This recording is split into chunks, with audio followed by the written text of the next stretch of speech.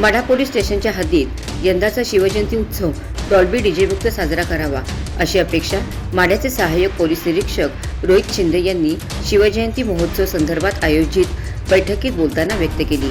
Madha police स्टेशनचे सहाय्यक police निरीक्षक म्हणून रोहित शिंदे यांनी पदभार स्वीकारल्यानंतर लगेचच शिवजयंती उत्सवाच्या संदर्भात बैठक घेऊन पोलीस पाटील यांच्यावर डॉल्बी व डीजे मुक्त हा उत्सव साजरा झाला पाहिजे याची जबाबदारी सोपवली आहे। यावेळी बोलताना त्यांनी सर्व गावातील पोलीस पाटील आणि शिवजयंती मंडळाच्या पदाधिकाऱ्यांना यंदाची निवडणूक ही ग्रामीण भागात देखील डॉल्बी डीजे मुक्त होण्यासाठी सहकार्य करण्याचे आवाहन केले आहे।